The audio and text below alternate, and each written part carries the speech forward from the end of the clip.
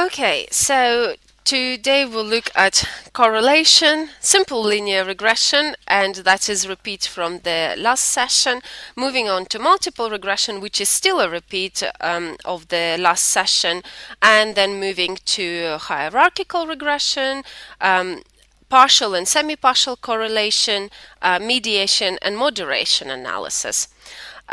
If we get really fast through everything, we may talk a bit about what is structural equation modeling, what is multi-level modeling, what is multi-level structural equation modeling, and so on. But it's all built on a regression. So if you don't get regression, you won't get any of the rest. By the end of the session, be able to calculate Pearson product moment correlation, which you already can, calculate linear regression coefficients, which you already can, and be able to calculate hierarchical linear regression coefficients and test mediation and moderation. So, as talking from the last week, so imagine we have 10 students and we have aptitude test scores and exam test scores from that particular sample. The design is the data in the form of bivariate observation, and researcher is interested in the extent to which the two variables are associated or correlated. For example, it is the case that those people who get a high score on aptitude test also get high score on final examination, which is quite logical. We can replace it with something different. Let's say a high score on deductive reasoning will positively correlate with decision making. Whatever variables you may have in your set. Correlation, the way we teach it is you do it for scale type variables, and they kind of continuous ones. There is nothing wrong to use categorical variable in your regression, but you will need to do a dummy coding. You remember I explained a couple of sessions ago dummy coding, so today we get to practice to dummy code variables. I have sent you an email with loads of attachments. Most of them contain SPSS files, so if you'll get access to them, that would be great. If you don't have them, identify yourself so I can give them to you. All those exercises are very simple, so your main job, if you do research and you want to test for correlation, regression, and so on and so forth, is to use the principles we learned today on your data set. Very straightforward. I also have links to several videos that you will find, some of them entertaining, some of them dead boring, but they all contain some form of valuable information. So in this case, we might want to investigate the extent to which we can predict the final exam score on the basis of the aptitude test score. So, it is a standard practice to report means and standard deviations when you report your correlations, but they contain little interpretative information in terms of the correlation. I mean, it's always good to know if your population scores high or low on any one variable, but for interpretation of correlation they do nothing. Additional thing that people always report is reliability scales, and if you use questionnaire type data, you can report your scale reliability either in the measures section, or you can include it in a results section in a table with the correlations. That's what I usually do.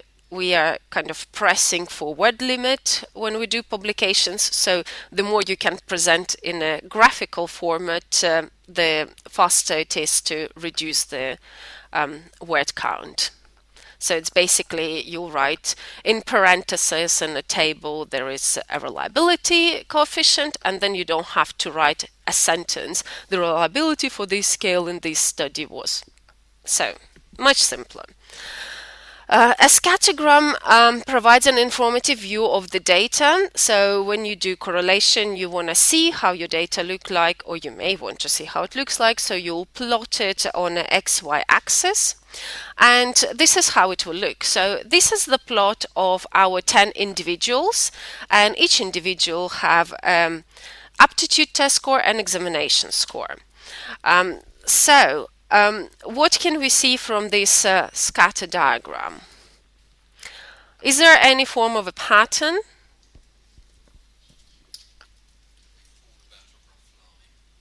Yeah, so we can see that it goes into one particular direction, kind of. It goes as it goes up on one variable, it slightly goes up on the next variable. So these are the graphs representing perfect positive and perfect negative correlation.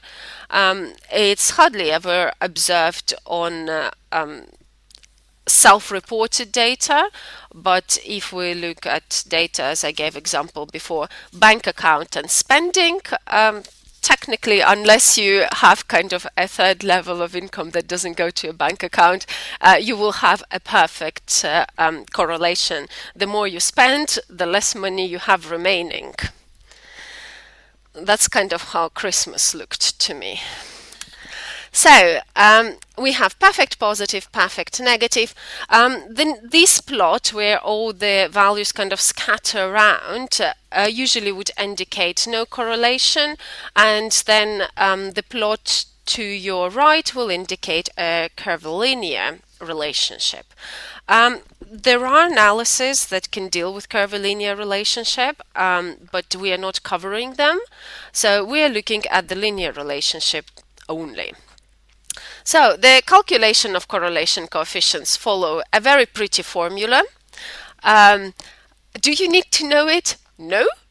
You just need to know it exists, but formula exists for every single test, and I always show them. Main reason I show you this formula is to kind of indirectly raise your liking for SPSS, because you don't need to know it, you just need to know where to put variables, and I never actually know if it works as an intervention. But this is what the formula does. So we'll have mean of aptitude test, we'll have mean of exam, and then we calculate the distances from every single dot to the mean, and we get our correlation. So in this case, our correlation is 0.732. Now, what can we say about it? Those who've been last time in here will know what you say about it. Yeah, strong positive correlation. So we have our means and correlation table. So this is where the correlation is presented in SPSS, and it's the table has ones going down, so anything below ones, anything above ones are identical values, so you only report any one side of the table. I'm aware that in some subjects it's customary to report the ones above. In some subjects it's customary to report the ones below. Sometimes again, people get creative due to word limit issues, and they try to fit several correlation tables in one table. So for instance, let's say I looked at aptitude tests and exam scores, and I looked at gender as well. So what I could do when I present my correlation is to incorporate 3 different outputs into one correlation table. That requires a bit of how we can creatively fit it in, but you will only use one side for, let's say, main correlation, and then on the other side I'll put in different colors correlation coefficients for males and for females, rather than leaving it blank. Those correlation tables are not as common to find in the literature, and you've got to kind of figure out what authors meant, why there are so many kind of values in one table when you actually know how it should look like. Half a table filled, half a table empty. But it's kind of gives loads of opportunities how it can be presented. So, and this is the table or the format that they use in psychology a lot, which is called APA format. I'm not sure if the correlation table format differs depending on a discipline. These I kind of see quite common in computer science, in other disciplines like sociology, that may follow different referencing format, but tables tend to stay very similar. So if you report correlation table, check with your discipline what are the requirements. Yeah?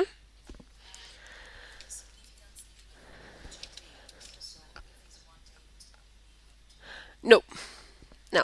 So basically, for this one, in this table, we have correlation coefficient computed for two variables, and it's judged to be significant or not. And in this case, we chose a two-tailed test.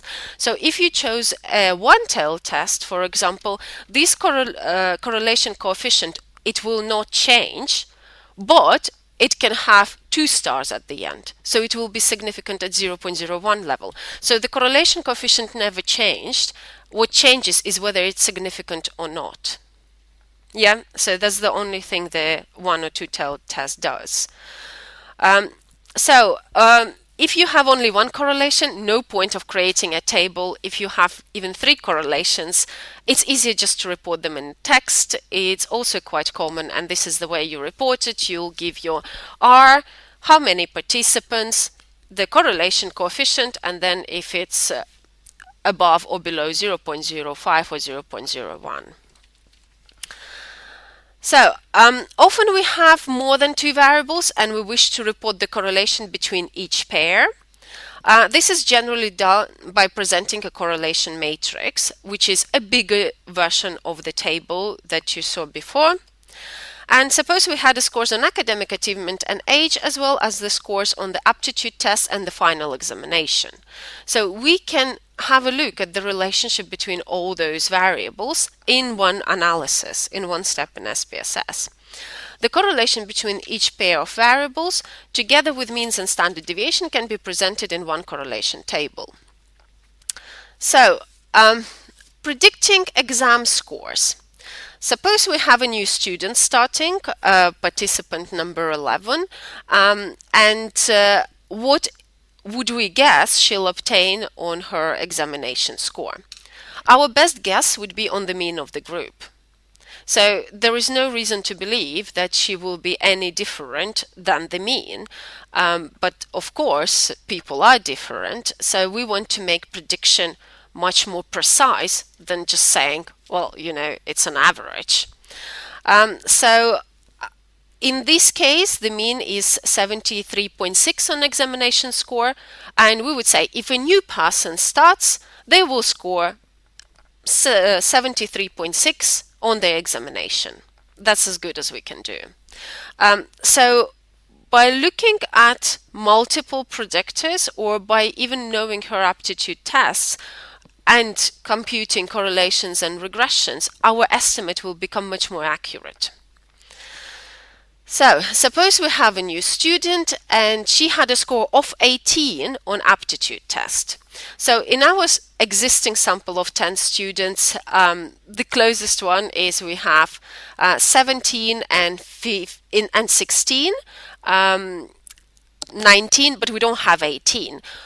We if there is a positive relationship that we know now, exists in the data, we would say she's more likely to fall in between where the students who scored 17 and 19 are, right? It's logical prediction. So people with higher score on aptitude test tend to get higher scores on the final exam. So since 18 is higher than average, and average for aptitude test is 14.7, we would predict a higher than average score on final exam.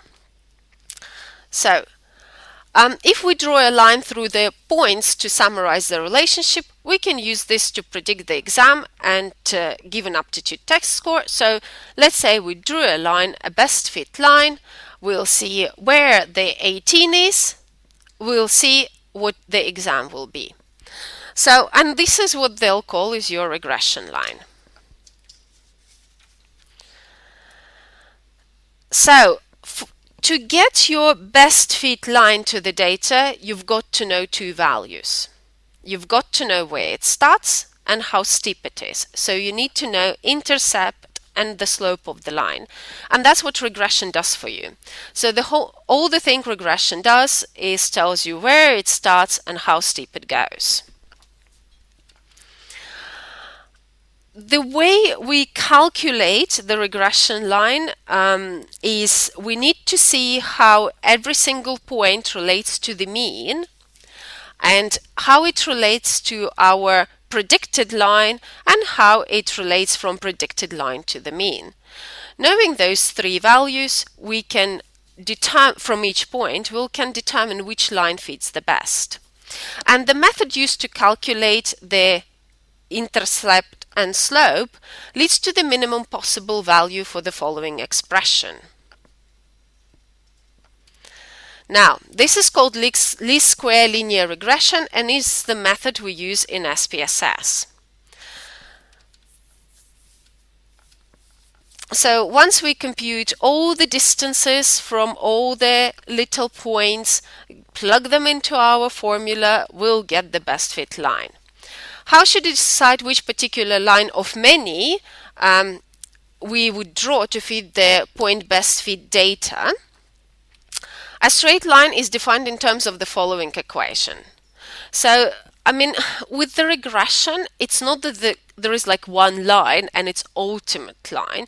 You can get several lines, and it's very common to also report your regression with the B0, the intercept, and B1 and the slope.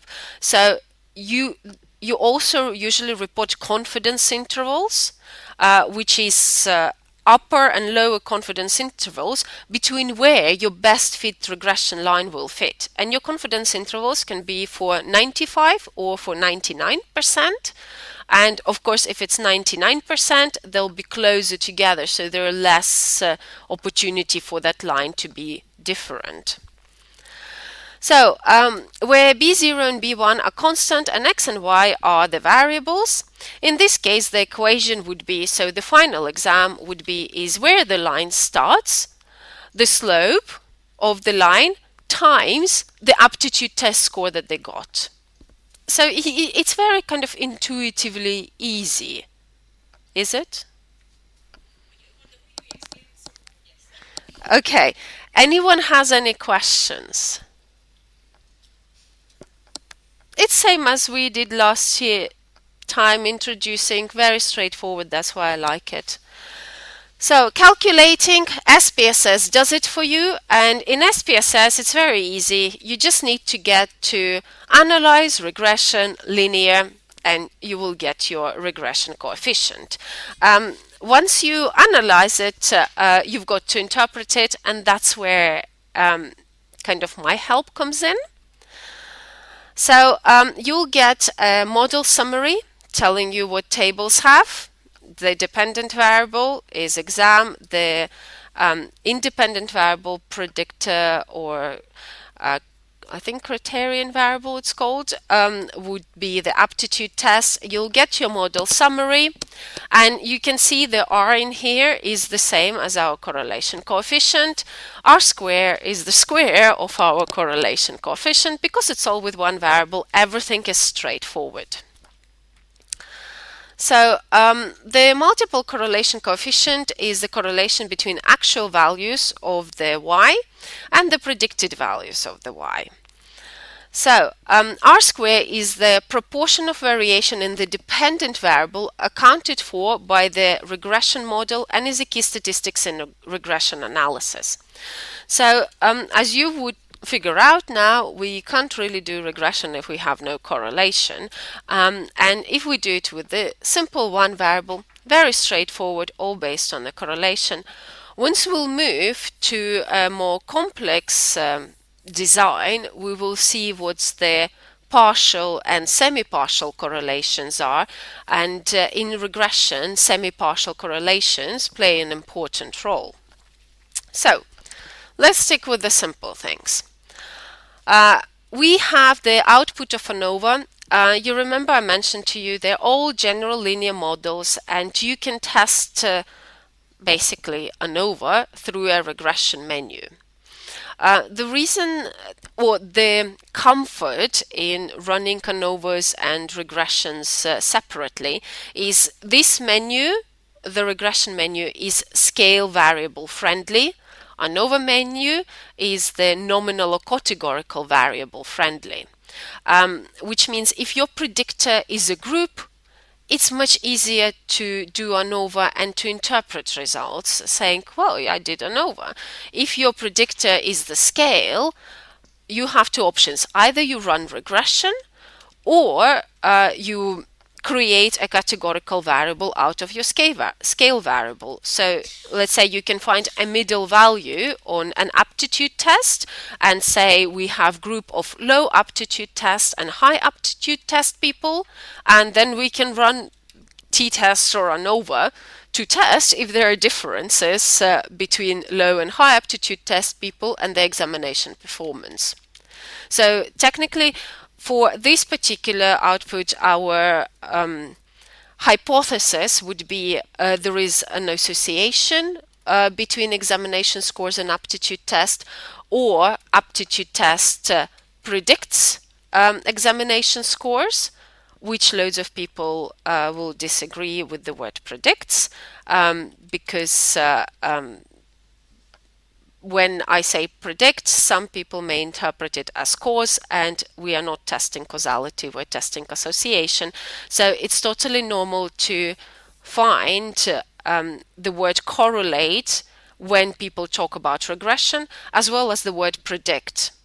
It's more and more these days they say, well, no, refrain from predict, people will interpret it as causal, and then it will cause all sort of trouble. So with this one, let's say I'll stick with word predict, and I say aptitude test predicts examinations. If I would do ANOVA, I can say people who have high aptitude test scores will score higher on examination, or there will be a difference between high and low aptitude test groups on their examination performance. So technically you're still asking the same question, slightly paraphrasing it, which means you kind of can use their analysis to substitute each other. And when we'll move to moderation analysis, you will see how that is very similar to running ANOVA and testing for interaction. And moderation quite often referred to as interaction. So now let's move on. So we have our output, and overall we're interested in significance value. If it's significant, we have a good model. We move on. The simple linear regression with one IV would actually have the same regression coefficient, which is standardized regression coefficient, as our correlation. So in this case, we can see the standardized as 0.732, and our correlation was 0.732, so nothing really changed, and it's all very good when you do it with one variable. The moment you include more variables, things get messy. So the way they judge if your slope of the line is significant or not, significantly different from a zero, is by computing t-test and then judging the value of a t-test against distribution to see if it's significant. In this case, it's significant. So the standardized regression coefficient, confusingly also called beta, like a population coefficient, is the value we get if we first transform the variable to standard scores and then run the regression. Do you remember I told you about the z-scores? Yeah? Z-scores? Okay, I have two people remembering. Anyone else remembers z-scores, z-distribution? No? Okay, three people remembering. So in the z-distribution, basically any variable, any scale variable, you can put into the z-distribution, which means your distribution will have mean of 0, and then every participant will get their scores transformed into standard deviations. So it could be each participant, instead of, let's say, 15, will get a score of 0.17. which would be like how far it is from the mean, either above or below the mean. So if it's below, it'll have minus before that. If it's above, it'll have plus. So, and sometimes people transform it into z-scores because it's easier to interpret when they're different scales. And if you transport it into the z-scores, your unstandardized coefficient beta and standardized coefficient beta will be identical. Some people bother, some people don't. And different people will teach you different things. I usually don't bother until it's too late and then I have to redo everything. So, when we have a regression model with just one IV, the interpretation is very simple. And the following significant tests are all equivalent and will lead to the same conclusion in each case. So the test for simple correlation between X and Y, the test of regression coefficient, because it'll be the same value as correlation, and the F test in ANOVA for the regression model. They all will be identical. Now, there is a mathematical model describing the functional response of Y to X, and R-square and adjusted R-square values are estimated of the goodness of fit of the line. They represent the percentage of the variation accounted for in your dependent variable by the predictor. So when we look at R-squared, and let's say we had R-squared of, I think, 0.4 something.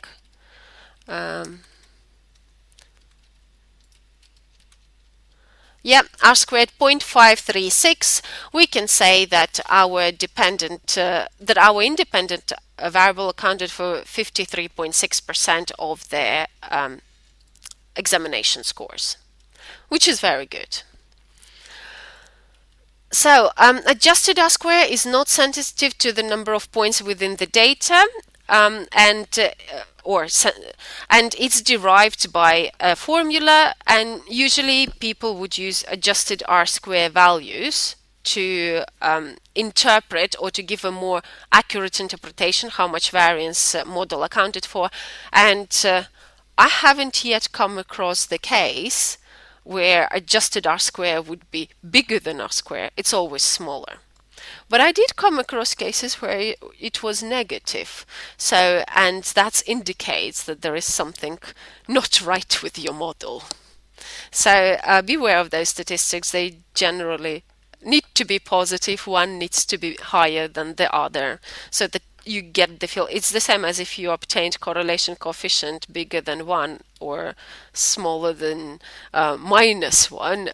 Something is very wrong with your computations. I mean, SPSS will never compute an incorrect one for you, but who knows, maybe you'll do it by hand one day and then you'll pull out the formula. So, for linear regression with one explanatory variable, like in this analysis, R-square is the same as the square of R, and which is correlation coefficient. We can draw the line through the points in a scattergram once we know where it starts, the intercept, and when we have the slope. In multiple regression, and the word multiple speaks for itself, we have more than one independent variable, and that's where things get messy. So last week I told you, kind of think of it as children at the party, and they all come together, and instead of taking the piece they like, they start taking the piece that they can take. So, and some children are faster and stronger than other children and will grab more of the cake than, let's say, smaller children. Usually for smaller children, parents will have to protect them. So, and this is the interesting part about the regression. So, the way we interpret the multiple regression, which I'll get to it, is that we say this is like if you change a predictor variable by one standard deviation, it will result in, let's say, 0.7 standard deviation change in the dependent variable.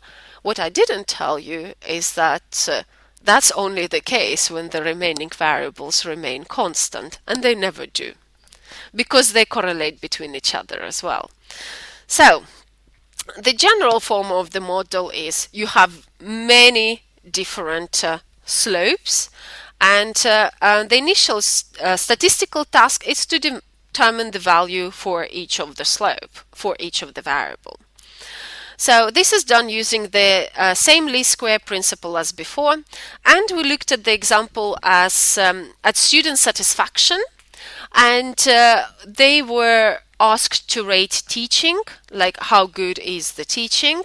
They asked to rate examination, or kind of how good is the, or how high is the quality of the assessment, because we would think like if assessment is good and fair, students will be more satisfied with their educational experience. Then they were asked to rate knowledge of the tutor, whether the tutor was knowledgeable or not really. They were asked to rate, or we computed their predicted grade, what they would get, and the enrollment, number of students on the module. So maybe if there are more students, people are more satisfied, maybe they are less satisfied, who knows. So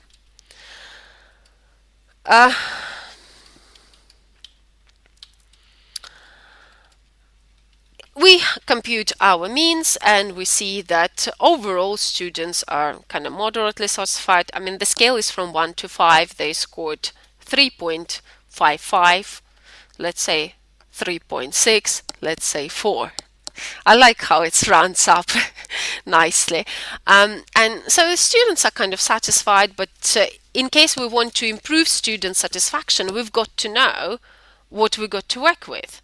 What is one single best change we can do to improve student satisfaction?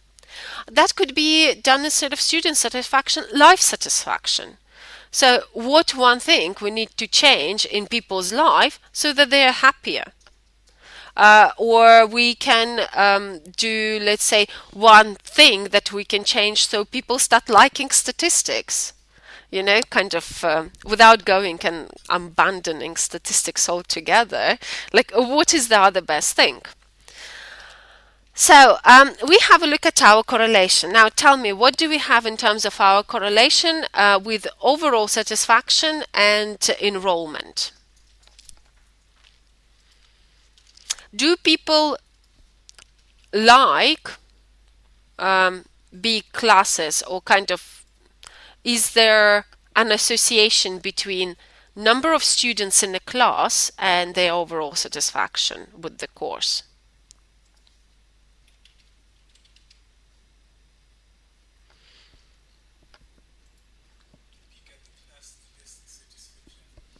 Yeah. So we have a negative association, and it's minus 0.240, which is kind of weak, but for based on like 50 students, it's judged significant.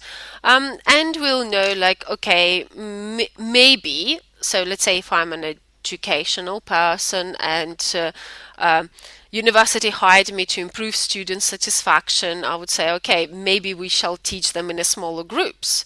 So let's say maybe not in groups of 300, but in groups of 100. So what else do we see in there? What is their perception of, or how satisfied they are in relation to teaching quality? The rating of a teaching and overall satisfaction.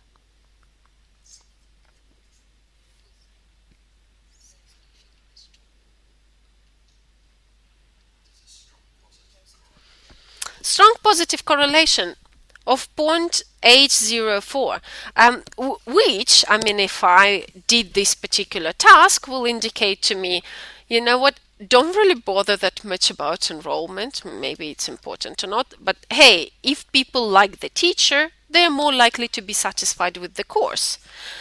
So, and then my next point would be is to figure out what I can do to improve the liking of the teacher. So, but anyway, I can pretty much intervene on any of those variables with more or less success, right?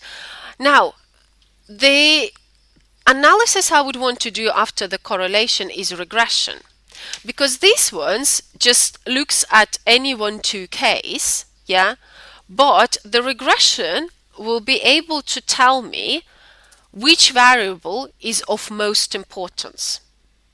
So if looking in here, I think teaching is the most important. I've got to check, is that really a teaching that's of most importance? Maybe it's actually assessment. So we would do a multiple regression. It's done exactly as a simple regression. You plug your dependent variable in the dependent variable list. You plug all your other predictor variables into independence list, and you press OK. So here what we get. We now improved, or well, not improved, we didn't really check that one before. So we account for 75.5% of variance in our overall satisfaction, which is good. We kind of know what 75.5% of satisfaction is due. The other, what is that? 24.5%, we don't know. Maybe it's due to gender. We didn't measure it. Who knows? Or age. People tend to be happier as they grow older. So in here we see that overall our model is significant, and we get our beta coefficients. So beta coefficients, the standardized beta coefficients, and again, the higher it is, the better, and then we have a significance judgment of that. Tell me what I'm going to intervene on.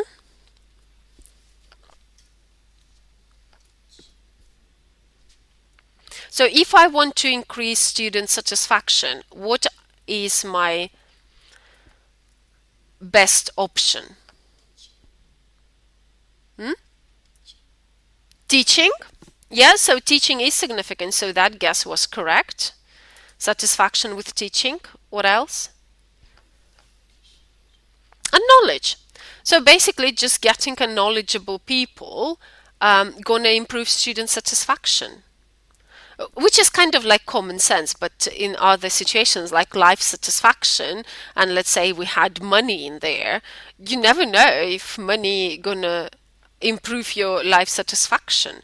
So like in this case, intuitively, we're all in education, we all know what we like and don't like. We would kind of guess, okay, it's possibly something to do with teaching. I would put my money also on assessment, and possibly will lose. The exam one is represent the satisfaction with assessment.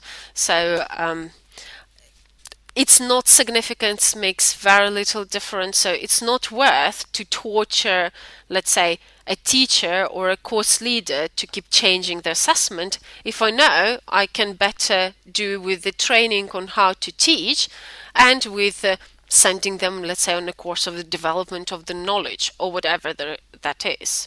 Yeah, makes sense, right? Interpretation of regression. Different IVs are measured on different scales, which affects the size of the regression coefficient. This means interpreting the relative size of coefficient is not helpful. Standardizing scores or reporting standardized beta is much more intuitively correct, and by the interpretation of the individual coefficients as the amount by which we expect the dependent variable to change for the unit increase in independent variable depends on other IV remaining constant. So what does the other IV remaining constants means?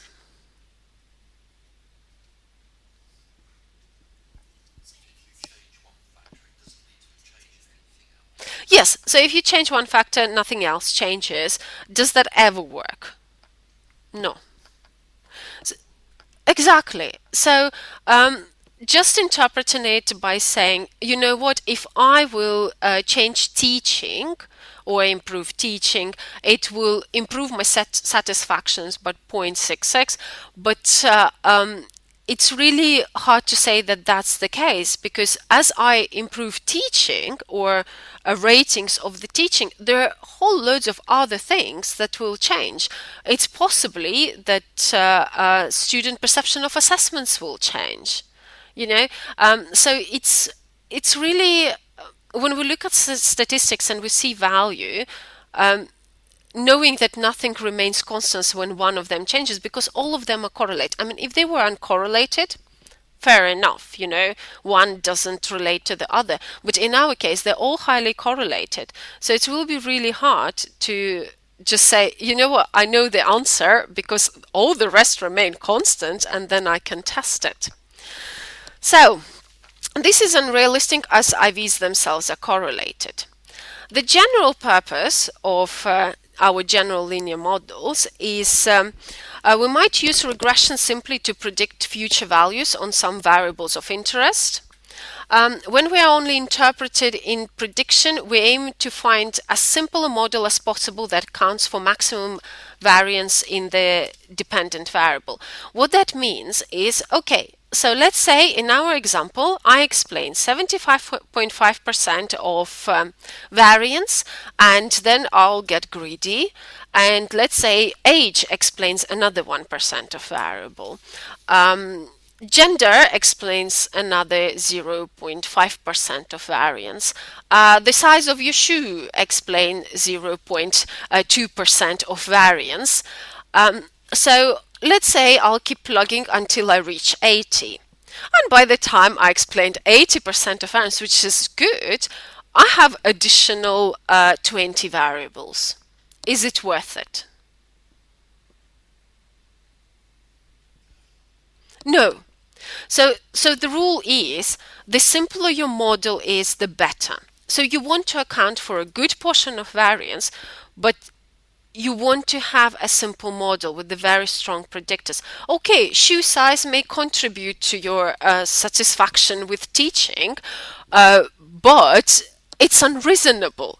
For 0.2%, and it's likely to be insignificant, there is no point of going towards those lengths. I mean, it will never stop assessing people. So usually, like, if you have good, strong, like 3, 4, maybe 5 predictors, is really good.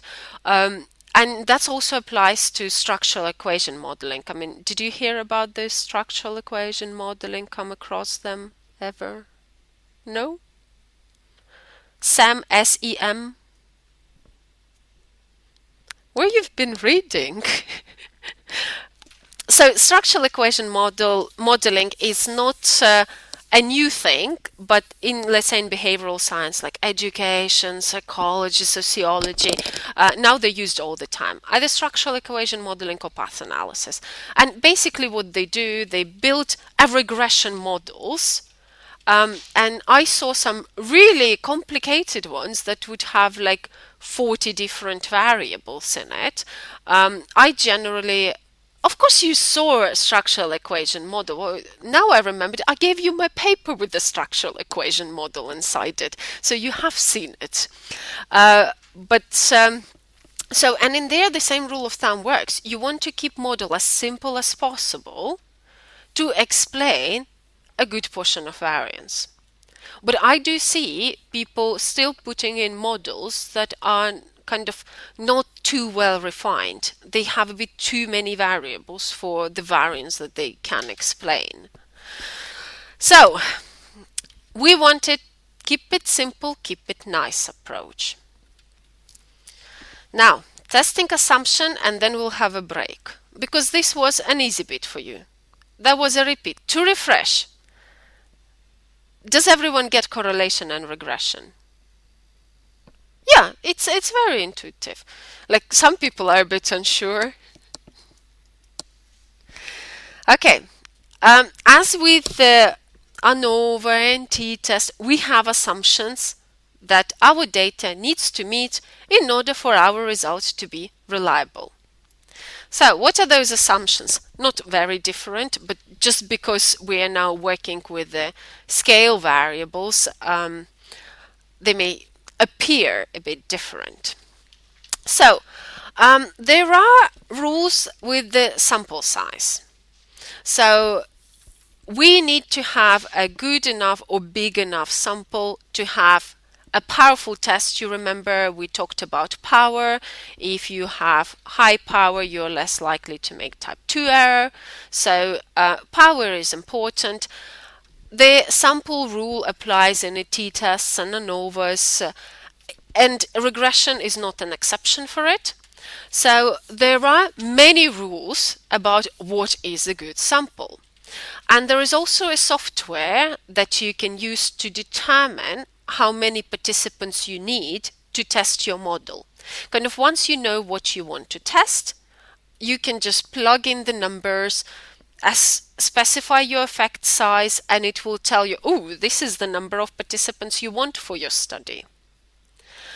Now, so that kind of applies to Cohen and Weston Atkins approach, 2003, but there are also loads of estimations that are done by rule of thumb, like 5 people per variable, 10 people for variable, 20 people for variable. You can find all sorts of estimations in the literature. There are power calculations you can do for more complex analysis that are regression based, but loads of people, for instance, when it comes to structural equation modeling, will use kind of what other studies used, because we hardly ever create something like out of the blue. We have previous research that did something, previous study used 300 people, so it's likely we'll be all right with using 300 people and then test our power. So anyway, the number of cases per variable, you rather want to have more than less. The predictive variables should have a reasonable spread of scores. So, and that is important for standard errors that we have in our data. So, t-tests for a particular regression coefficients are calculated by dividing the sample value of the coefficient by its estimated standard error. So, you remember when I said, so we have unstandardized b, standard error, beta, t-test, and whether it's significant. So, we want so the spread of standard error in a predictive variables is important, and the greater the spread, the smaller the standard error, and we want to keep it smaller. So the smaller standard errors gives us more powerful test. So if we have small standard errors, that's good, but for that we need to have a good spread of scores. The multicollinearity is another very important assumption. So ideally in multiple regression we have high correlation between the dependent variable and predictors and low correlation between predictors. So let's look at our examination, our overall satisfaction, teaching and teacher knowledge. So those two variables were correlated. Yeah, so if you're rating the teaching of the person as high, you're more likely to rate their knowledge as high. So now, are they measuring the same thing or a different thing? Should be different. But it's very likely that when we use these multiple predictors in our regression, that we can come to the conclusion that, hey, you know, we actually measured two things that we thought we measured differently, but they correlate so highly that we may think that it's the same thing. So this is the problem of multicollinearity in regression. Multicollinearity does not just involve high correlation between pairs of predictors, but can also involve combinations of predictors.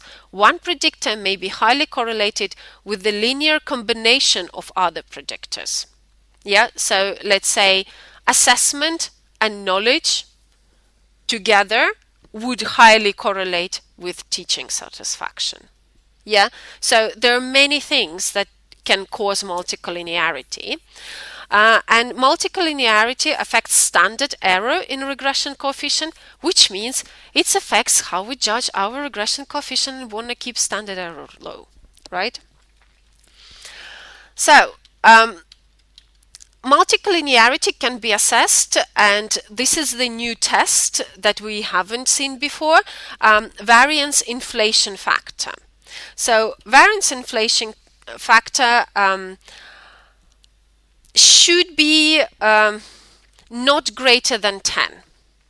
In some statistics books you'll find that they'll say, oh, it shouldn't be greater than 7, or others say, well, if it's between 3 and 5, it's kind of all right. So again, many different cutoff points depending on which source you refer to. But a part of that variance inflation factor, we're interested in what is called tolerance. And tolerance should not be lower than 0.1. So these are the numbers it's good for you to remember when you do the test. And the following slide shows how to obtain this variance inflation factor and tolerance statistics. We'll go through it in the example and I'll show you. So I'm first going to talk you through the slide, then we'll do it with you in SPSS, but I want to cover the output in here. So you see, in addition to our regression table, we have two new tables. One is tolerance and the other one is variance inflation factor. So what can you tell me? Do we have multicollinearity problem?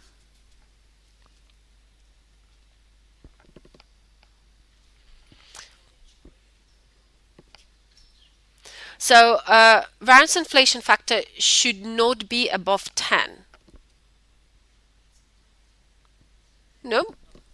And tolerance, are we all right with tolerance? It shouldn't be below 0.1. Yeah, so we satisfy this assumption. So basically, sometimes what you can do, you can find variance inflation factor of, let's say, 200 for two different predictors. So if we, for example, teaching and knowledge were reported by participants as the same thing, those two values would have very high variance inflation factor. Yeah, and their tolerance will be below 0.1. Now, what would you do when you have multicollinearity? It's not uncommon. We've got to test for it because what we think we assess and what we actually assess may be two different things. So if you, in this case we don't have it. In this case we're very happy. We assess what we set out to assess. Those items correlate, but they do not cause the problem. Now, if you have a factor that causes the problem, there are several ways you can deal with that. So one of them would be is to remove one of the items. So for instance, if we had our knowledge and teachers' knowledge and teaching having multicollinearity, we would remove teaching first, leave knowledge, and we'll look at the R² value. And assume our R² would be 3.34. Now, then we would remove the knowledge and place the teaching back and assume our R² would be 0.54. Based on this way of doing things, we will always choose the model that has highest R². It's very simple. So you basically test one variable at the time with all other variables and you pick the best model for it. This is one way of dealing with multicollinearity. The other way is stepwise regression, but if you're working with research or conducting research that has a theory before that, you would usually go for like theoretical assumptions of like what is important, and just this simple test of variable in, variable out can solve your problem. And you can then, when you write your paper, say, well, there was a multicollinearity problem with this one, and this is the process I did to fix multicollinearity problem. Yeah? Okay. Outliers. You know about outliers. Everything now. You know they are troublemakers. So you want to detect them because one outlier will dramatically change the slope of your line. So you want to screen for them and remove. The part that I'm always getting kind of confused about is we teach you as you do test fast and then you test the assumptions. Usually you have to fix everything and to redo your test again and to test the assumptions, and it's kind of a problem of a chicken and an egg.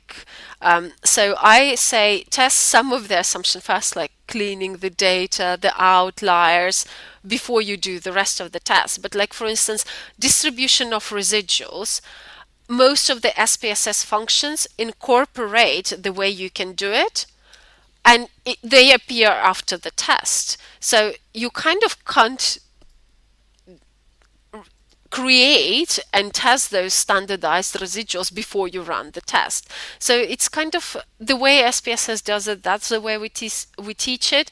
But as you remember in one of our first sessions, I said just distribute it. See if it's roughly like all right. If the distribution is roughly all right, it's very likely the residuals will be all right. Yeah. So you do the basic screening like outliers before you conduct any test. So the case-wise diagnostic. So what you can also have is to ask SPSS to identify the cases that are a bit off from where the normal cases lie or where the majority of cases lie. And let's say I use the same data, but for the first participants, instead of 3.5, I gave them 33.5. And this case-wide diagnostic table highlighted the problematic participant for me. And it says that overall satisfaction was 33.4 on a 5-point scale. So we know it's something off with the people, but I did that one as an illustration to tell you if there is a problem in your data, you will get a table like this by selecting case-wise diagnostic option. So then you get the case number 1 and be like, that's the problematic person. We can remove him now. There are also can be influential cases that you've got to test for. And SPSS, in SPSS you can choose Cook's distance, and you will have a new variable appearing in your data set. So it's not going to appear in the output. It will be in a data set. And by this Cook distance, you judge if you have any influential cases. Now, if you have them, you are very likely want to get rid of them. So this is how your SPSS would look. So we have normal data set. After running it, we'll got our Cook's distance. And Cook and Weisberg in 1982 and Field in his book that I always refer to suggests that cases with values greater than 1 are cause for concern, and there are a number of other measures of influential variables, and Field has a lot of descriptions about them, but this is this is an essential thing you need to do when you do regression. So if you don't do these things, your result is not reliable. So, and the last but not least, our favorite variances and linearity. So the variance of the residuals is assumed to be constant at each level of predictor. So what that means, let's say, think about our exam and aptitude test. Yeah, so we want a constant spread of the exam scores along all aptitude test scores. Yeah, so the way we want our graphs to look, this is the steps of how to plot in it, and we'll go through them. It's like this. So in here we have, let's say, aptitude tests, and these are all in Z scores, so predicted predicted values and regression residuals, and they kind of all spread around, so there is no like coning effect in any way. And in this case we'll say, okay, they are kind of spread equally from each other. This is the print from Field, is where you don't meet the assumption. So you can have heteroscedasticity in your data, where you have few data points at the lower end of the variable and more scores coming out. You can have a non-linear relationship, and you can have heteroscedasticity in non-linear relationships as well. So basically you want your graph to look like that, or very close to this one. Any other pattern, no good. This one can be like reverted, so it can be too many values on the lower scores, few little values to the end scores. So if your graph is like this, you're good to go. Your result is all right. The normality distributed errors. You remember when we started looking at normality in the data, and I told you your data needs to be normally distributed. Yes? And then I told you, it's not your data that you want to be normally distributed, it's your residuals or your errors that you need to be normally distributed. But if your data is normally distributed, your residuals and errors are normally distributed. So, now, you've got to test for the distribution of your residuals, and let's say we checked our data and this is the distribution of our residuals. We can plot them in SPSS still through the same regression menu. So you can do all those tests by ticking different boxes, all in one output, in one go.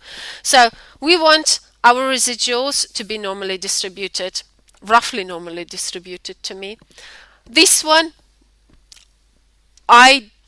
they should be all on one line, and they kind of go like a bit zigzagging around. So can I judge if it's normally distributed on this graph? I don't know. I don't trust myself. So what you can do, you can save your residuals and go through Explore command and ask for Kolmogorov-Smirnov test or Shapiro-Wilk test. So that's like an additional analysis you can do. In here, well, they look normal, but I don't know if I want to put my money on it. Save the residuals, run the test. Yeah, I'm good to go. Yeah. So possible actions when assumptions are failed.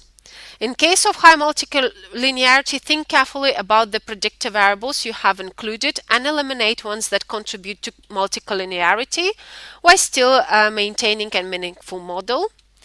Extreme residuals or cases or outliers, think what you're going to do about them. You would remove them, but it's also good to think why they're outliers. Lack of normality, if your residuals are not normally distributed, you can do transformations. Loads of people don't like transformations. Usually if you have large enough sample, you're more likely to have normal distribution, and just removal of outliers will fix your problem. If not, there are 4 transformations that you can use. So yeah, if you ever have to use them, just read up on them. I mean, it's quite straightforward, and then you check if your variables got transported. And consider alternative analysis, which we're not covering in here. For instance, in some disciplines like psychology, very often we look at count data or frequency of something. So we'll give people, let's say, a memory task or association task, and we count number of errors.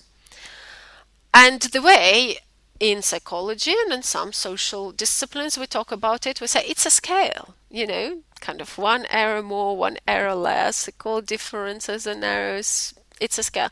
And then I'll go to other discipline and they tell me it's frequency. And then I'll go to someone else and they'll tell me it's a rate. So the problem comes is, so I'm teaching you all these linear models that work with the scale variable. That you may have a non-normal distribution, but you did not measure the scale. You, let's say, measured frequency. And frequency is likely to follow Poisson distribution, in which case you'll need to do a Poisson by negative binomial regression. Now, SPSS can do it for you. It's a different menu, but the principle is very similar. The interpretation of the output is very different. If you work with the frequencies, have a look in your discipline. Do they treat frequencies as scales, or do they treat frequency as frequency? So like in psychology, I can count frequency and do the regression, say it's a scale, I labeled it a scale, and everyone will be happy and no one will ever raise a question about it. I'll go to another discipline and they'll tell me, why are you treating frequencies as scales? Frequencies shall follow different distribution, not normal distribution, but Poisson distribution. You've got to do different analysis. So be very careful in what is customary in your field and what type is your variable. Now, and that's the way, like, I'm teaching you regression and it's an amazing tool. I love it to pieces, but it may not be applicable because you measured one of your dependent variable. I mean, you're doing PhDs, it's very likely you have several studies. So consider which variables you are using and how to use them. Like, let's say you can transport a variable into a percentage. Percentage is the scale. Maximum 100, minimum 0, and you go with your regression. So there are many tricks that can be done to the dependent variable to fix the problem. Yes? Sorry?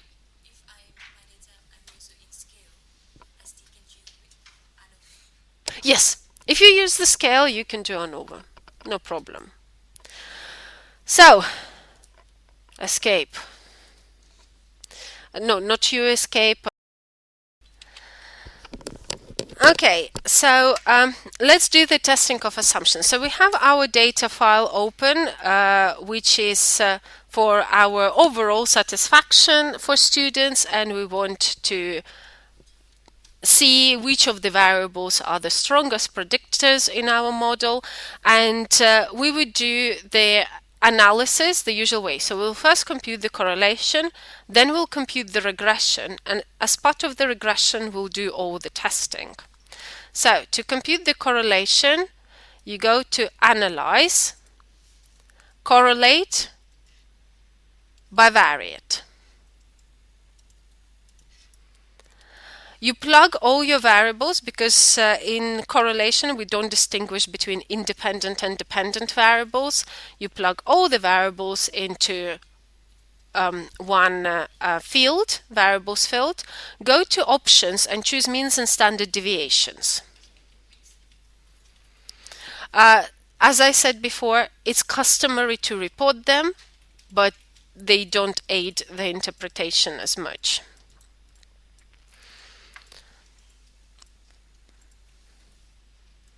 Okay.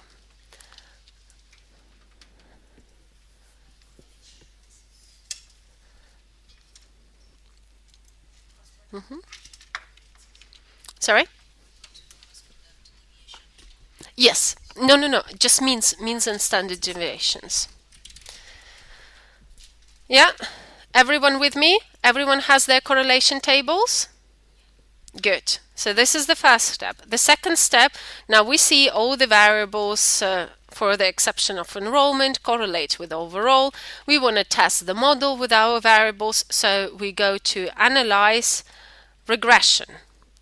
And we choose Linear. Now we need to put the dependent variable. What is our dependent variable? Overall satisfaction is the dependent variable. Teaching, exam, knowledge, grade, enrollment, go to the independent list.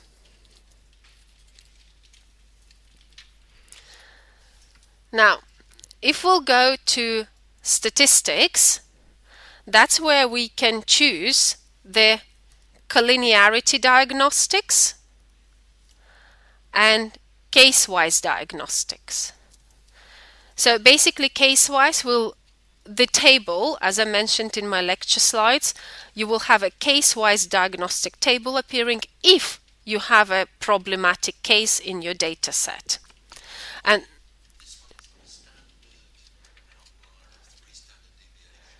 yes.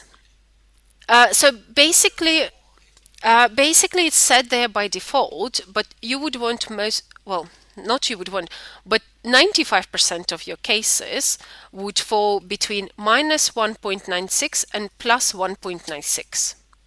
The 99% of your cases should fall between minus 2.58 and plus 2.58 if I'm correct for the standard deviation cutoff point for 99. Never remember it from the top of my head. But if it's above 3, it's very likely that that person is an outlier and far off. So that one is kind of rounded up between like 99 and 95%. So continue. If we'll go to plots, and in my slide, the plots are explained in graph. In this graph. So we want to have a plot which is Z residuals on Z predicted. So Z residuals will be outcome variable Y and Z predicted will be X. So Z predicted, Z residuals.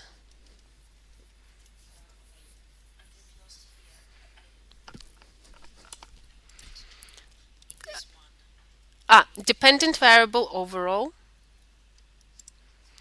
These ones all independent variables.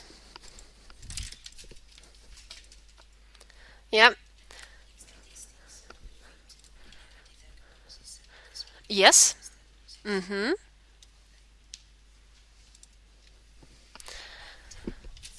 And then plots predicted residuals by Z predicted.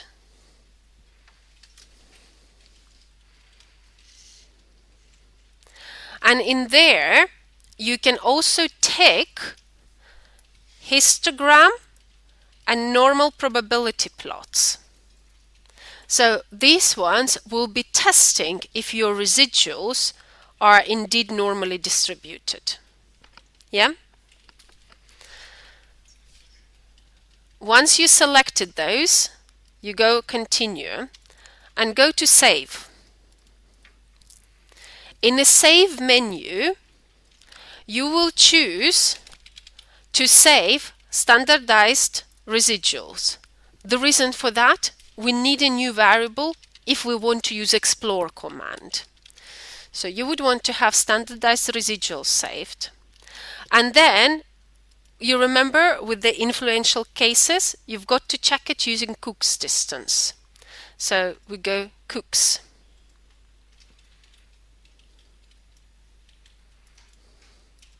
Continue. Cook is in save.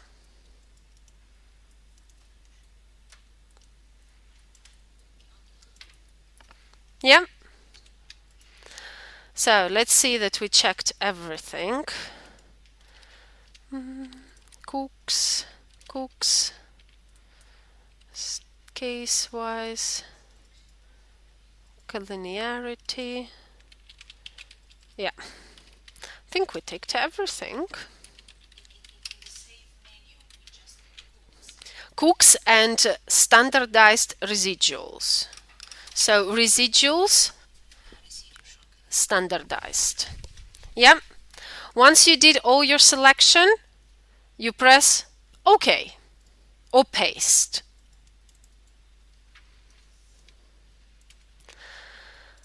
So here we get our regression. Yeah. Yes, histogram and normality probability, both checked.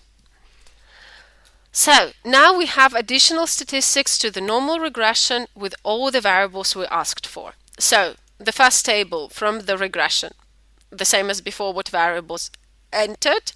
The model summary is how much variance we explain in our dependent variable. ANOVA test, and in ANOVA the degrees of freedom for regression of 5 indicate that we have 5 predictor variables. Then we have our coefficients, yeah, our standardized betas that we are very interested in, these ones. And then we have collinearity statistics. So VIF should be below 10, tolerance should be above 0.1. Once we check these ones, we're happy. In here, I'm very happy with it. Residual statistics. So we have our descriptions of the residuals, but we're interested in these ones. We can see from the diagram if our residuals are normally distributed, and it's basically picture in my slides. So we have our normal distribution, second one, and the spread of scores. So all that done through one regression. So you do the analysis and testing of assumptions simultaneously.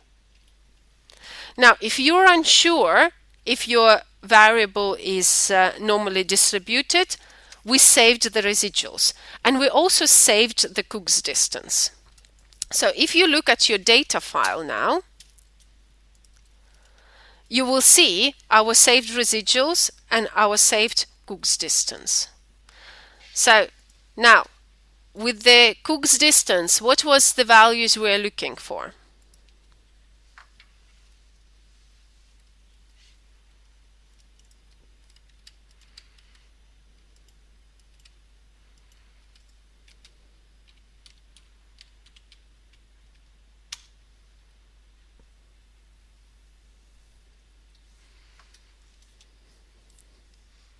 We're looking for all the values that are less than 1. Or basically, if they're all values less than 1, we are fine.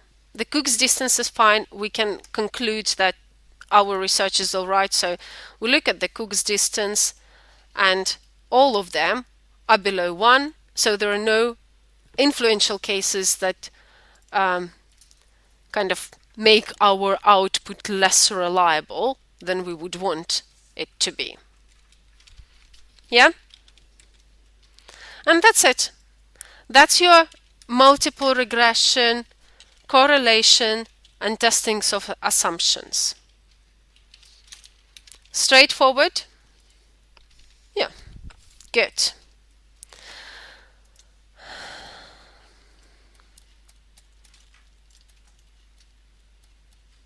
Oh, where am I going to? There we go.